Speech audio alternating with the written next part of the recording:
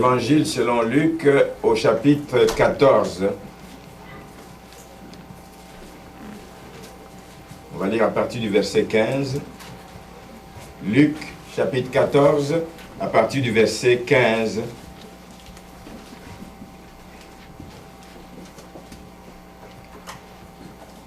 Un de ceux qui étaient à table, après avoir entendu ces paroles, dit à Jésus: Heureux celui qui prendra son repas dans le royaume de Dieu. Et Jésus lui répondit: Un homme donna un grand repas et il invita beaucoup de gens.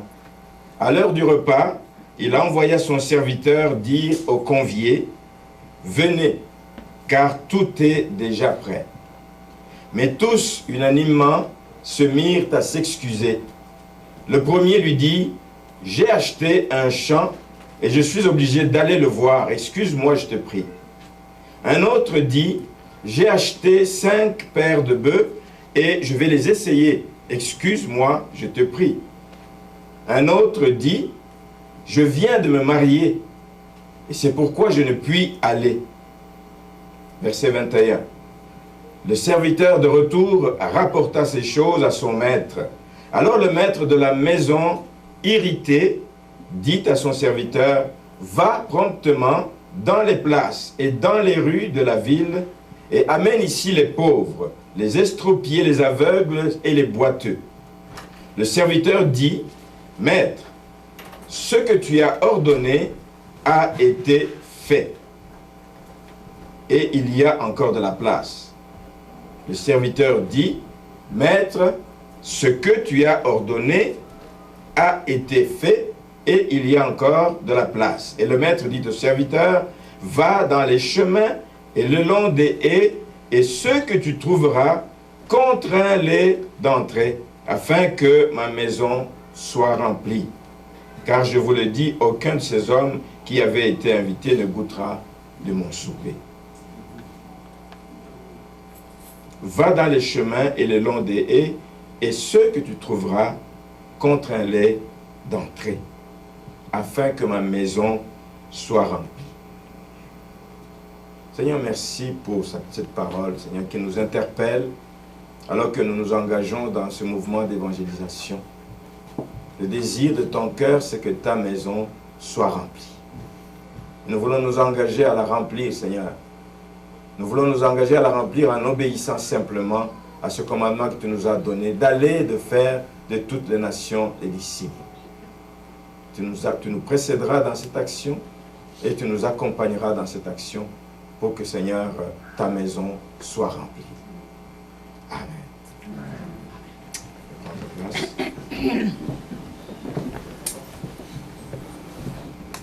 Il reste encore de la place.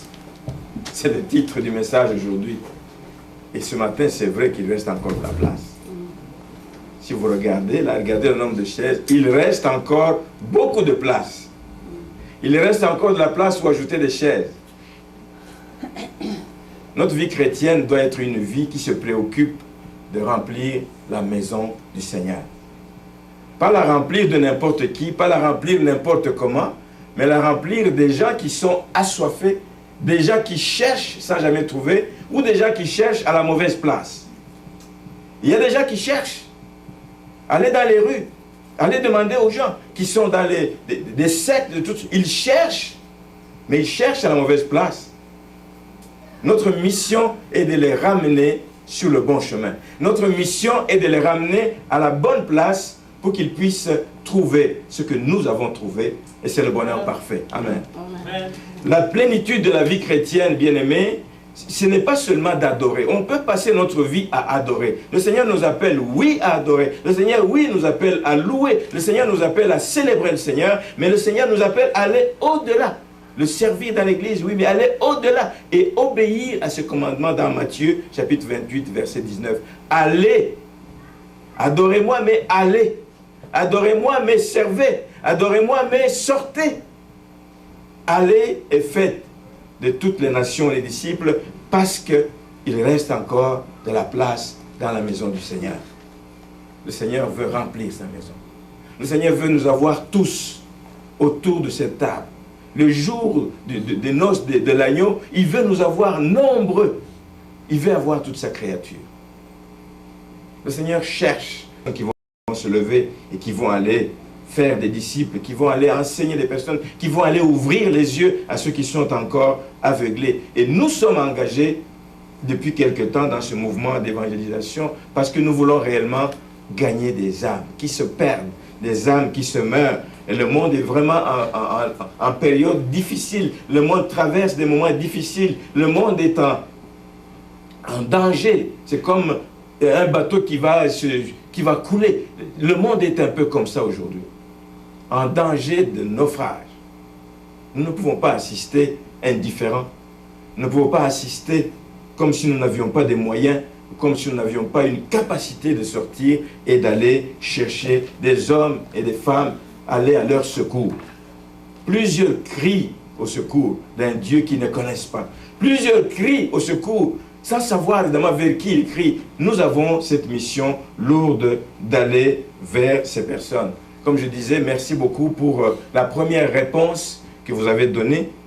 C'est la marque que vous voulez vous engager dans cette action que nous allons encore annoncer ensemble au mois d'octobre. On attend donc une réponse massive de toutes les personnes pour que ce samedi-là, nous puissions réellement être présents dans cela. Et comme il nous avait été demandé par la personne qui nous a parlé dimanche dernier, M. Carpentier, l'Église doit se mettre en prière pour préparer cette action. Que ce ne soit pas juste une activité de plus que nous mettons à l'agenda de l'Église, mais que ce soit une activité pour laquelle nous prions, pour laquelle nous voulons voir des retombées. L'Église doit s'engager dans la prière. J'invite plusieurs, bien-aimés, à vous surpasser, à être là les mercredis, à être là des samedis où il va y avoir des temps de jeûne et de prière. Il y a un couple qui s'est engagé à venir ici les samedis matins. C'est un samedi par mois. Un samedi par mois. Donc ça va être, il faudrait nous dire quel samedi vous êtes ici. On voulait attendre pour voir avec vous, puisque vous nous avez dit que ça coordonne avec le calendrier. Ok. Pour les temps de prière le vendredi. Parfait. Ça veut dire que dimanche prochain, on vous fixe la date où nous venons passer du temps en prière ici. C'est un samedi, de 9h à midi et au-delà pour ceux qui le peuvent. Ça va être une journée de jeûne et de prière pour prier pour cette action d'évangélisation. Nous voulons que le Seigneur prépare les cœurs que nous allons rencontrer. Nous voulons que le Seigneur prépare des personnes à qui nous irons remettre des dépliants, les Nouveaux Testaments et le reste. Mais il y a aussi un groupe de dames, je crois qu'il y a 3 dames qui veulent venir ici les mercredis matin. Nous savons que mercredi, c'est une journée de prière le soir. Mais elles veulent prendre ce temps, consacrer comme la journée de mercredi à un temps de prière. Si vous êtes à la maison, que vous êtes disponible le matin, prenez contact avec Nicole, avec Gina et Denise, qui veulent venir prier, jeûner et prier le mercredi matin ici à l'église. Que plusieurs viennent, s'ils sont disponibles, ça va avoir un impact que vous ne pouvez imaginer. Quand on prépare une telle action dans la prière, vous allez voir comment le Seigneur va le faire. Est-ce que vous commencez mercredi prochain? Alors, à partir de mercredi prochain, à quelle heure? Bon, on va mettre De de 9 à 4. 9 à 4. 9 à 4 heures. 9 heures du matin à 4 heures. De façon qu'elle continue le soir, etc. Pour la réunion du soir. Donc ceux qui peuvent, venez pour qu'il y ait une présence constante dans la prière pendant tous ces jours. Amen. Je voudrais revenir au texte que nous venons de lire ce matin et commencer avec ce qui est dit au verset 15.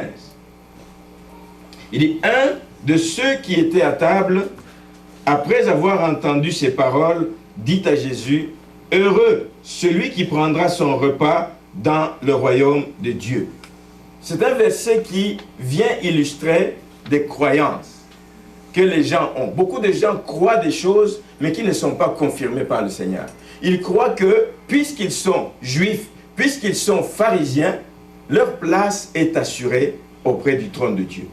Leur place est assurée le jour du noces de l'agneau. Leur place est assurée dans le royaume de Dieu. Il dit, heureux celui qui prendra son repas dans le royaume. Ils parlent d'eux et ils sont convaincus que du fait de leur origine, ils vont avoir place dans le royaume de Dieu.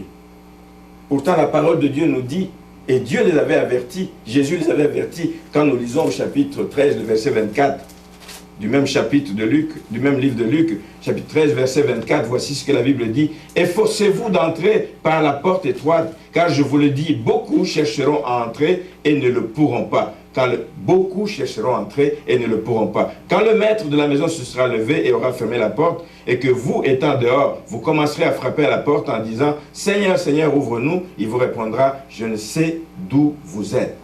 Alors vous vous mettrez à dire « Nous avons mangé et bu devant toi, et tu as enseigné dans nos rues. » Et il répondra « Je vous le dis, je ne sais d'où vous êtes, retirez-vous de moi, vous tous ouvriers d'iniquité. » C'est là qu'il y aura des pleurs et des grincements de dents quand vous verrez Abraham, Isaac et Jacob et tous les prophètes dans le royaume de Dieu. Ce n'est pas garanti d'être dans le royaume de Dieu parce que vous êtes issu d'une famille chrétienne ou croyante. Le salut est personnel. Le salut est personnel. Chacun doit travailler à son salut avec crainte et tremblement. Le salut est personnel. Et nous allons entendre ce langage quand nous allons sortir. Quand nous irons voir des personnes, ils vont nous dire, nous sommes chrétiens. Nous sommes issus d'une famille chrétienne. Nous allons à l'église. Nous allons... mes parents m'ont toujours parlé de la Bible. Vous allez entendre ce même langage.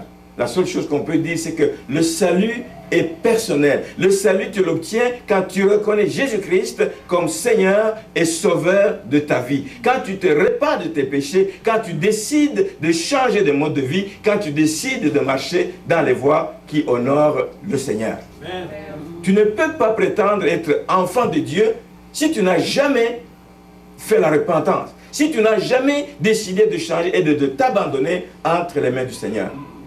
Nous allons entendre de tels propos.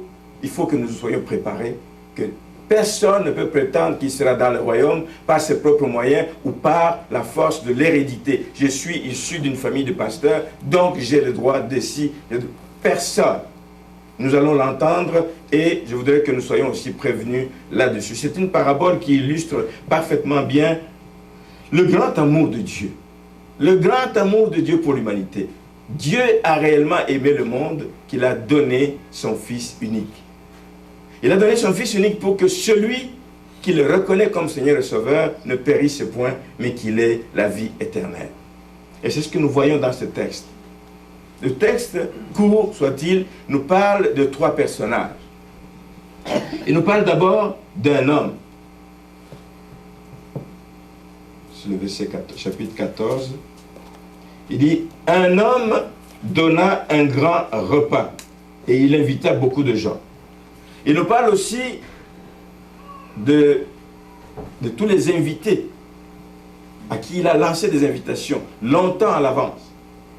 Ce n'est pas un effet de surprise pour dire que c'est le temps de venir autour de la table, le repas est prêt. Ce n'était pas un effet de surprise. Les gens avaient déjà été invités, ils avaient reçu une invitation auparavant. Mais nous voyons la réaction qu'ils ont.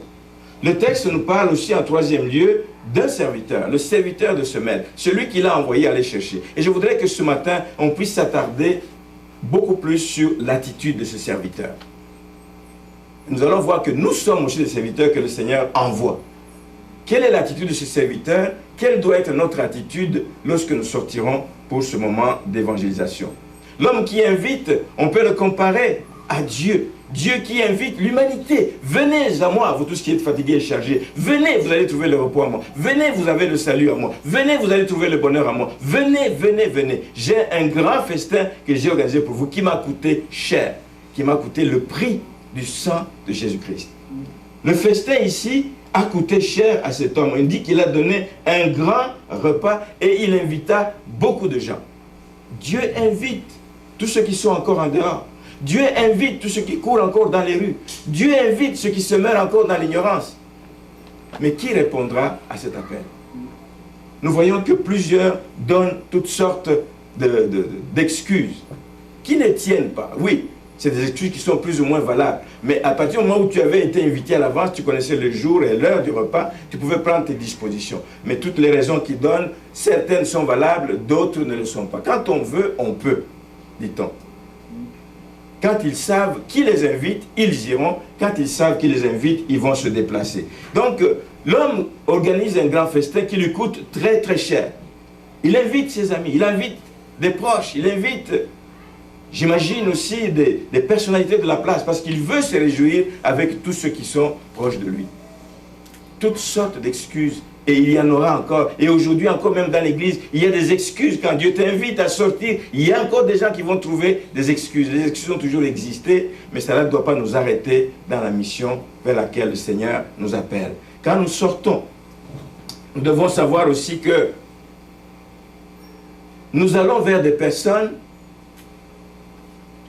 et il ne nous appartient pas de décider qui va venir à l'église, qui ne va pas venir à l'église. C'est le maître qui invite. C'est le Seigneur qui invite. Nous sortons, nous allons rappeler simplement, le Seigneur vous attend à l'église parce qu'il vous aime. Le Seigneur vous attend. Il connaît ses invités, il ne nous appartient pas, nous, d'arrêter en disant, celui-là il est sale, celui-là il sent mauvais, celui-là il s'habille mal, celui-là il... Nous sortons pour chercher toutes les brebis égarées qui sont encore au dehors. Nous allons le voir tout à l'heure quand nous parlerons du rôle de cet homme. Dieu a tant aimé le monde qu'il a donné son Fils unique pour tous ceux qui veulent croire en lui et qui veulent connaître la vie éternelle. Les conviés au festin savaient qu'ils étaient invités. Les conviés au festin savaient que le maître les attendait. Les conviés au festin provenaient de toutes les couches de la société. Les conviés au festin, on peut dire, en regardant l'histoire ici, que c'était d'abord Israël. Le cœur de Dieu était d'abord pour Israël. On dit, voilà, occupez-vous d'abord de Jérusalem. Quand il a envoyé ses disciples, n'allez pas encore loin. Occupez-vous d'abord de Jérusalem. Nous aussi, nous devons nous occuper, oui, de nos proches, des gens de l'Assomption. Avant de prétendre aller évangéliser aux extrémités de la terre, nous devons nous occuper d'abord des gens de l'Assomption. Les invités, les conviés, c'était d'abord, ici, c'était les gens d'Israël, les gens qui sont proches, les gens que l'on connaît, les gens qui était le peuple élu de Dieu à l'époque. Dieu avait fait un choix sur le peuple d'Israël. Ici aussi, Dieu a fait un choix sur un peuple qui continue à errer dans le monde. Mais il faut qu'ils viennent dans la maison du Seigneur. Nous allons, même avec ces personnes, rencontrer toutes sortes d'excuses. Aujourd'hui encore, Israël ne reconnaît pas Jésus-Christ comme étant le Messie. On prie encore pour que ces gens reconnaissent. Ils l'ont vu agir, ils l'ont vu mourir à la croix, ressusciter. En disant, je suis mort pour vos péchés, je suis mort pour vos iniquités, mais ils l'ont vu, mais ils n'ont pas cru. Nous sortirons avec la Bible, nous sortirons avec la parole de Dieu, nous sortirons en exhortant des gens, mais il y a des gens qui ne croiront toujours pas. Nous allons faire face à de l'opposition, nous allons faire face à des gens qui vont être réticents, nous allons faire face à des gens qui ne voudront même pas nous entendre, nous allons faire face à toutes sortes de situations, mais nous irons quand même. Mais nous commençons par l'Assomption. Amen. Il a envoyé son serviteur dire aux conviés, venez car tout est déjà prêt. Mais tous unanimement se mirent à s'excuser. Chacun a trouvé des raisons. Et nous allons l'entendre dans les rues. Les gens trouveront toutes sortes de raisons. Nous entendons toutes sortes de justifications. Oh non, moi je suis chrétien. De toute façon, moi, les religions, ça ne me dit plus rien. Ce n'est pas une affaire de religion. Nous venons présenter une personne. Nous venons présenter un sauveur. Nous venons présenter quelqu'un qui t'accorde la grâce. Nous venons présenter le salut que nous avons en Jésus-Christ. Amen. Amen. Voici ce que nous présentons à ces personnes. Nous allons entendre, ah non, la religion, moi je suis dans la religion catholique. Ce n'est pas une religion que nous présentons une personne avec laquelle on veut que vous entriez en relation. Amen. Et c'est une relation bénissante qui va faire toute la différence. Vous allez aussi entendre que toutes les religions sont valables. Toutes les religions sont valables. Vous allez entendre des musulmans, vous allez entendre des bouddhistes, vous allez entendre des gens qui sont dans le Maïkari, qui sont dans toutes sortes de sectes. Oh, nous, toutes les religions, nous prions le même Dieu. Ce n'est pas vrai. Ce n'est pas vrai. Ceux qui reconnaissent le Seigneur Jésus-Christ, seuls sont ceux avec lesquels nous allons prier, comme le Seigneur est sauveur de l'humanité. Nous sortons parce que nous avons un message que nous apportons aux gens. Nous ne voulons pas remplir l'église juste pour le plaisir. Nous voulons remplir l'église, la maison du Seigneur, parce qu'il y a de bonnes choses dans la maison du Seigneur. Il y a des choses auxquelles il doit venir goûter. Il y a des choses qu'il doit venir découvrir dans la maison du Seigneur. Et comme je disais tout à l'heure, je veux m'attarder davantage à son esclave, à son serviteur. Cet homme qu'il a envoyé au dehors, cet homme qu'il a envoyé pour aller chercher ses invités, nous allons nous attarder dessus. Mais nous voyons que cette personne qu'il envoie à l'extérieur est allée d'abord auprès des invités qui ont refusé. Le maître lui dit, non, non, non, c'est pas fini. Sors maintenant, va aller chercher ceux qui sont sans moyens, les gens dépourvus, les estropiés, les rejetés de la société, les gens qui n'ont pas de place, les gens qui ne sont pas considérés. Amène-les dans ma maison. Il y a de la place pour tous dans la maison du Seigneur. Après l'avoir fait, on voit que la maison n'était toujours pas pleine. Il lui dit, sors encore, va chercher ceux qui sont au loin. C'est ce que je disais au début, je dis, il les envoie à Jérusalem, ses disciples. Ensuite, vous allez en Judée et en Samarie. Et enfin, vous irez aux extrémités de la terre. C'est la même image qui apparaît ici. Les envoie d'abord chercher, il choisit les invités du Seigneur lui-même. Comme cela refuse, va ailleurs. Va chercher les autres qui sont dans les besoins. Ces estropiés, les gens qui sont malades, les gens qui sont rejetés par la société. Va les chercher. Eux, ils sont dans les besoins. Ils trouveront ce qu'il leur faut dans la maison du Seigneur. Et lorsque ceux-là sont entrés, vous irez chercher les autres qui sont au loin, qui sont aux extrémités de la terre. C'est ce qu'on appelle les gens qui sont sur les chemins. Les chemins, dans l'ancien temps, c'était les portes d'entrée dans les villes. En France, à Paris, il y a souvent des places qu'on appelle porte de Bagnolet, porte de ceci, porte de cela. C'est une porte par laquelle on entre dans la ville. Ce sont ces gens qui sont dans les chemins. Ce sont des gens qui sont en dehors de la ville, qui marchent. Allez les chercher aussi parce qu'il faut aller jusqu'aux extrémités de la terre. Je voudrais revenir rapidement maintenant sur le serviteur et l'esclave. La Bible dit que c'est un serviteur, c'est un esclave. C'est un homme qui a troqué sa liberté, sa volonté contre celle de son maître. Ne sommes-nous pas des esclaves du Seigneur? Ne sommes-nous pas des personnes qui avons troqué notre liberté au profit du Seigneur? Ne sommes-nous pas des personnes qui avons dit, nous n'avons plus de volonté en nous-mêmes et que ta volonté soit faite comme on a chanté? Ne sommes-nous pas des personnes qui avons dit, sois le maître de notre vie, nous sommes tes esclaves. Paul dit dans 1 Corinthiens chapitre 7, verset 22, que nous sommes des esclaves de Christ. Nous sommes ce type de serviteurs que le Seigneur envoie à l'extérieur pour aller chercher ceux qui sont perdus, pour aller chercher ceux qui ne connaissent pas la vérité. Amen. Et il y a des leçons que je vais tirer ce matin, quelques-unes que je vais tirer ce matin, de l'attitude de ce serviteur qui devrait nous guider, nous aussi, pendant ce moment d'évangélisation. Nous n'allons pas sortir juste pour obéir en disant, oui, on a dit que c'est l'évangélisation, mais nous devons sortir avec une certaine attitude. Nous le voyons au verset 21. Le serviteur de retour rapporta ces choses à son maître. Qu'est-ce qu'il a rapporté à son maître? Il a rapporté les réponses négatives des invités. Il a dit, Seigneur, tu m'as envoyé, mais voici ce que les gens ont dit. Il n'est pas venu dire, je n'en ai pas rencontré, il n'est pas venu déformer la vérité. Il a dit, je suis sorti, j'ai exécuté ce que tu m'as demandé de faire, mais voici le résultat que je donne. Il ne se prend pas comme responsable des résultats qu'il rencontre. Il ne se trouve pas comme responsable du refus qu'il a essuyé de la part de ces personnes. Il ne prend pas sur lui ça comme étant un fardeau. Qu'est-ce que le maître va dire de la réponse que je reçois? Il dit, tu m'as envoyé, voici le résultat de ce que tu m'as envoyé. Quand nous sortirons, bien-aimés, nous devons savoir que le résultat de notre sortie ne dépend pas de nous. Ne dépend pas de nos qualités, ne dépend pas de la force avec laquelle nous sortons, ne dépend pas du nombre qui sort, ne dépend pas des désirs que nous avons, mais ça dépend du maître.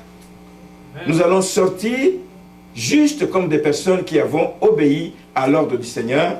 Le serviteur revient et dit, voici la réponse que j'ai eue.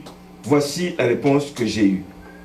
Il ne prend rien à son compte, il ne se culpabilise en rien, il ne voit pas qu'il a mal agi pour dire que s'il n'y a personne qui vient, c'est à cause de ma faute.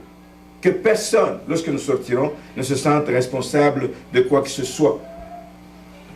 Que personne ne pense que quand nous sortons, nous allons parler à 10 personnes et nous allons en recevoir 5, 10. Nous ne savons pas. Nous n'avons aucun contrôle là-dessus. Nous sortirons par obéissance, mais nous verrons les résultats qui appartiennent à Dieu.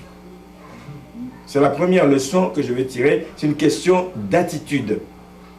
Et quand nous reviendrons, nous ferons un rapport fidèle à Dieu. Seigneur, tu m'as envoyé dans telle avenue, j'ai rencontré 20 personnes, je leur ai remis le Nouveau Testament, je leur ai parlé de toi. Voici la réponse qu'ils m'ont donnée. Tu fais le rapport au Seigneur que son nom soit béni. Le reste lui appartient. C'est lui qui va continuer à travailler, comme nous avons dit. Cette parole va avec puissance dans la vie de cette personne. Nous ne savons pas quand il l'ouvrira. Nous ne savons pas quand il ira trouver le bonheur là-dedans. Nous ne savons pas quand il ira trouver la clé à ses problèmes dans la parole qu'on leur remettra. Mais cela appartient au Seigneur. Notre rôle est d'obéir.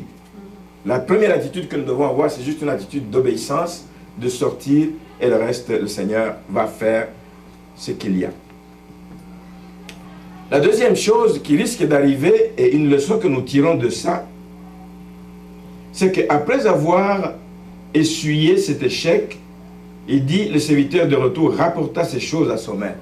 Alors le maître de la maison, irrité, dit à son serviteur, va promptement dans les places et dans les rues de la ville et amène ici les pauvres, les estropiés, les aveugles et les boiteux.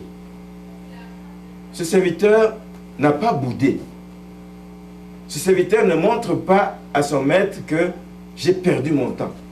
Ce serviteur ne montre pas à son maître que tu m'as envoyé à la mauvaise place. Il n'a pas boudé, il n'a pas dit je ne rentrerai plus là-bas. Il ne l'a pas dit. Et le maître lui demande, il dit va promptement dans les places et dans les rues de la ville et amène ici les autres personnes. Ceci veut dire que une fois que nous serons sortis, peu importe les résultats que nous allons rencontrer, le Seigneur nous demande de sortir une autre fois. Il nous enverra peut-être ailleurs. Si nous avons marché dans les rues de l'Assomption, peut-être qu'il nous enverra devant les places publiques, je veux dire dans les parcs ou devant les grandes surfaces où les gens vont, dans des stations de... Je ne sais pas comment le Seigneur va nous guider. Il nous demande de sortir une deuxième fois et d'aller chercher une autre catégorie de personnes. Nous irons peut-être dans les centres des personnes âgées, nous irons peut-être dans les centres des personnes défaillantes, nous irons peut-être dans les centres Saint-Vincent de Paul. Je ne sais pas comment le Seigneur va nous guider, mais il y a un besoin de sortir une deuxième fois et il faudra que nous sortions promptement. Il faudra que nous sortions promptement. Nous ne faisons pas une action, nous en ferons autant de fois que le Seigneur nous le demandera jusqu'à ce que sa maison soit remplie. L'attitude avec laquelle nous sortons, c'est de ne pas dire une attitude de découragement ou de bouder ou de dire « oui, mais ça n'a pas marché la première fois ». Non, cette attitude, Seigneur, tu nous demandes d'y aller, nous y allons une nouvelle fois et toi tu vas te glorifier. La deuxième fois, des gens sont venus parce qu'ils étaient dans le besoin. Alors que nous n'ayons pas une réaction de nous enfermer dans l'église pour dire eh bien, la sortie n'a rien donné, concentrons-nous sur la prière. C'est facile à dire. La prière a sa place, mais l'action a sa place aussi. Amen. La prière a sa place, mais les sorties ont leur place aussi. La prière a sa place, mais notre responsabilité d'ouvrir la bouche a sa place aussi. La prière a sa place, une deuxième et une troisième sortie seront encore nécessaires si Dieu le veut. Amen. Il nous donnera peut-être d'autres stratégies, il nous donnera peut-être d'autres indications, il mettra peut-être d'autres outils à notre disposition pour que nous puissions avoir de l'impact là où nous allons. Et la troisième chose que j'aime, que je vois ici dans l'attitude du serviteur, au verset 22, il dit « Je suis sorti, maître, ce que tu as ordonné a été fait et il y a encore de la place. » Oui, j'ai vu les résultats. Oui, je suis sorti, j'ai vu des résultats. Il y a des gens qui sont entrés. Je l'ai fait comme tu l'as demandé. Je l'ai fait sans ressentir que je suis fatigué ou j'ai fait beaucoup de tours. Je l'ai fait comme tu l'as demandé. Ce que tu as demandé a été fait comme tu l'as demandé. Mais il ajoute, il y a encore de la place. C'est comme s'il dit, Seigneur, envoie-moi encore une fois. Voici l'attitude que nous devons avoir. Tant et aussi longtemps qu'il y aura des gens à l'extérieur qui ne connaissent pas le Seigneur, disons comme ce serviteur, Seigneur, envoie-moi encore, parce qu'il y a encore de la place dans ta maison. Seigneur, envoie-moi encore, parce qu'il y a des gens qui se meurent encore dans l'ignorance. Seigneur, envoie-moi. L'action d'évangélisation n'est pas une action ponctuelle, c'est une action de tous les temps. Tout le temps, jusqu'au retour de Jésus-Christ, nous devrons continuer à évangéliser tant et aussi longtemps qu'il y aura de la place. Bien-aimés, quand nous sortons, ne sortons pas avec une idée de choisir les personnes vers qui nous allons. Celui-là, il est bien habillé, celui-là, il paraît bien. J'ai déjà dit il y a quelques années ici, et vous l'entendez souvent, peut-être que nous allons croiser des punks, ou je ne sais pas comment vous les appelez, des gens qui sont habillés tout croche, qui ont des cheveux dépeints, qui ont des... Croyez-vous que ces gens, le Seigneur les cherche? Croyez-vous que ces gens ont leur place dans l'église? Vous allez croiser des drogués. Vous allez même avoir peur de les aborder. Croyez-vous que le Seigneur les cherche? Le Seigneur les cherche.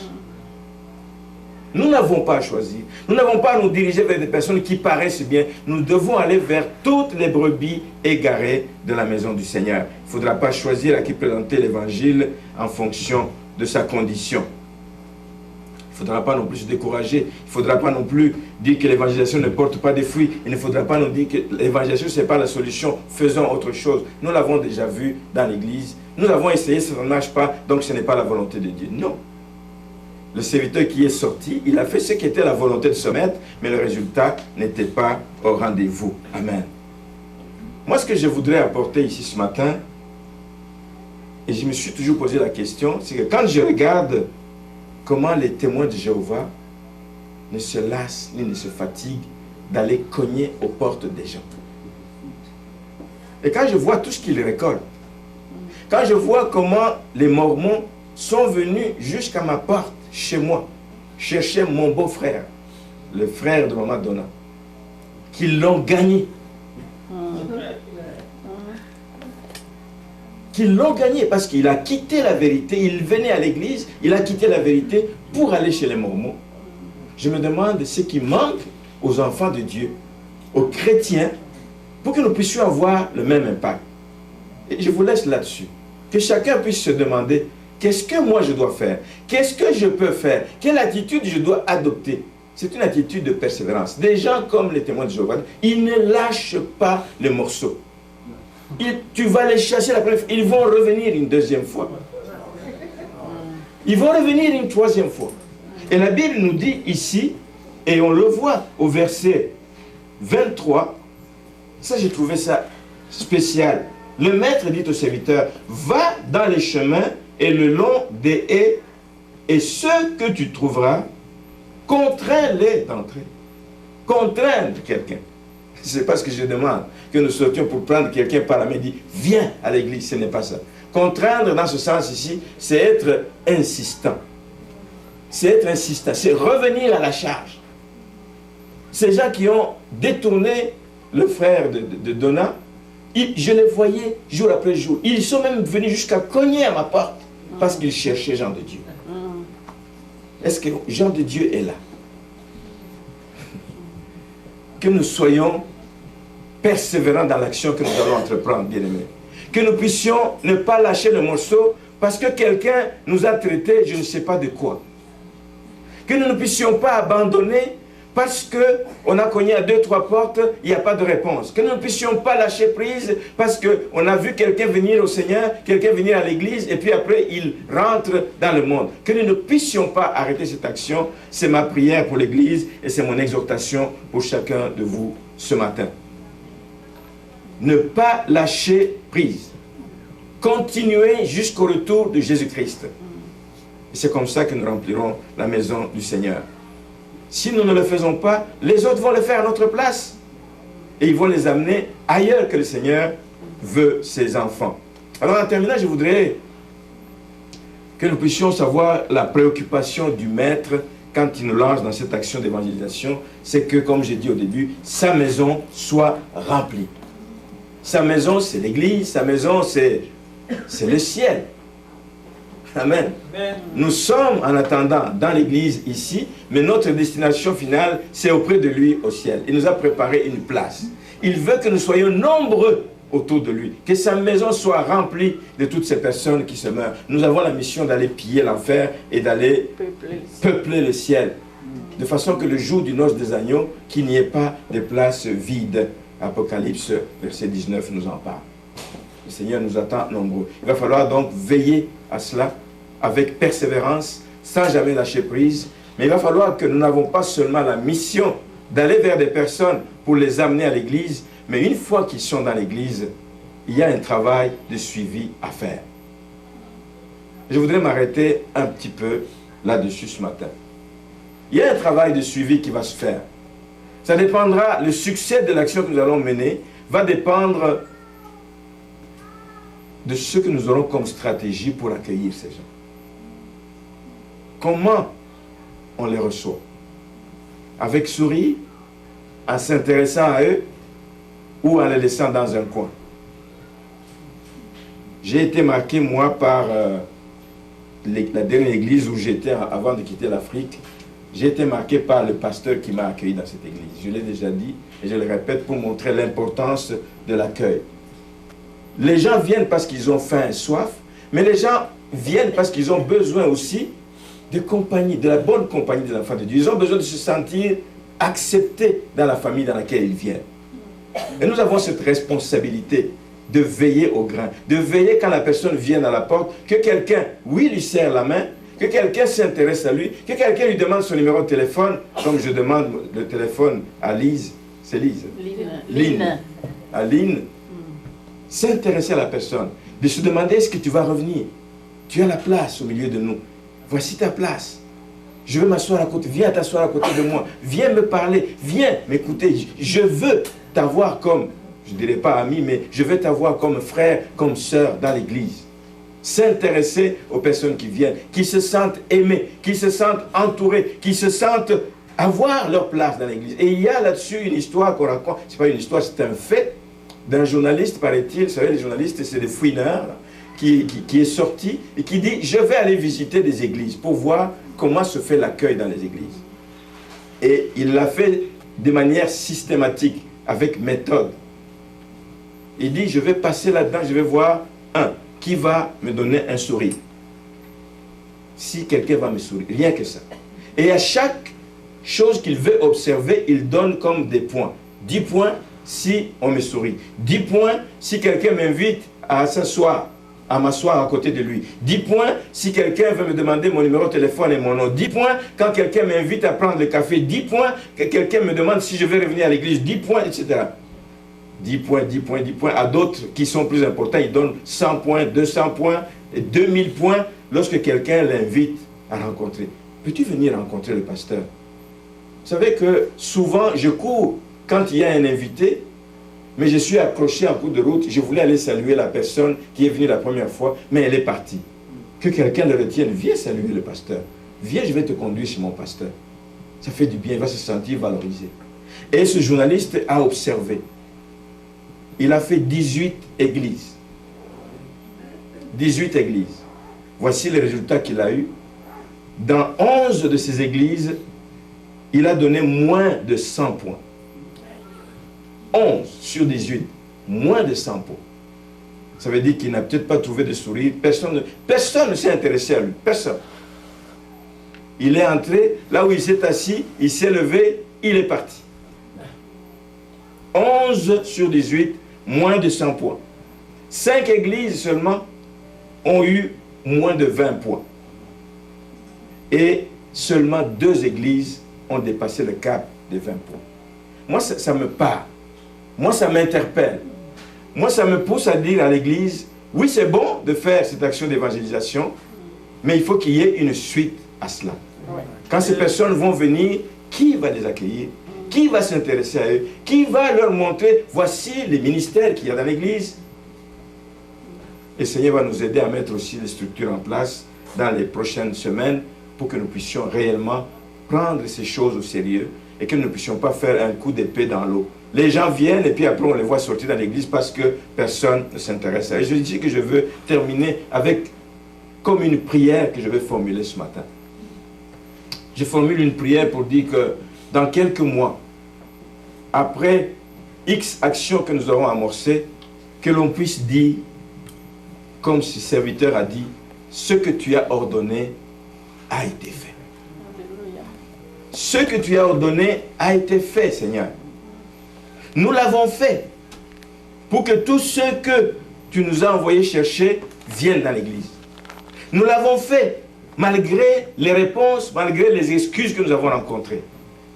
Nous l'avons fait même si la tâche à laquelle tu nous appelles est difficile, même si la tâche à laquelle tu nous appelles est inconfortable. Je suis d'accord avec vous, c'est une tâche inconfortable. Il y a des gens qui vont tomber malades le jour où nous allons amorcer l'action parce qu'ils sont inconfortables d'aller affronter des gens qui ne connaissent pas l'extérieur. Mais je voudrais que l'église, nous puissions dire, oui Seigneur, nous l'avons fait comme tu l'as demandé. Nous l'avons fait même si plusieurs ne veulent pas répondre à l'appel. Nous l'avons fait, Seigneur, pour que plusieurs soient présents aux noces. Le jour où tu reviendras dans ta gloire, tu viendras prendre une épouse, comme on nous l'a appris mercredi. Une épouse sans tache ni ride. Une épouse qui s'est préparée. Nous l'avons fait pour que chacun de tes enfants se prépare à ce rendez-vous. Amen. Nous l'avons fait afin que ta maison soit remplie. Ce n'est pas la préoccupation de quelques personnes que la maison soit remplie. C'est la préoccupation du maître de l'œuvre. C'est la préoccupation du Seigneur. Nous l'avons fait, mais nous demeurons encore disponibles pour le faire. Nous te disons, Seigneur, oui, nous l'avons fait, mais il y a encore de la place dans ta maison. Alors, sers-toi de nous. C'est vraiment ma prière pour l'Église en terminant ce matin. Que le Seigneur nous accorde sa grâce, sa faveur, que ce soit des actions qui portent des fruits pour l'éternité. Pas juste pour que nous puissions dire, waouh, toutes les chaises sont occupées, mais que ce soit des fruits pour l'éternité. Parce que nous en verrons des gens rentrer ici, mais il y a peut-être autant de personnes qui vont sortir. Mais nous allons prier pour que le Seigneur puisse mettre sa main dessus et puisse leur accorder sa faveur. Et que le Seigneur nous y aide, que le Seigneur nous rende capables de comprendre l'importance de cette mission qu'il nous accorde, que le Seigneur nous rende capables de changer d'attitude, d'avoir une attitude qui va réjouir le cœur de Dieu. Amen. Amen.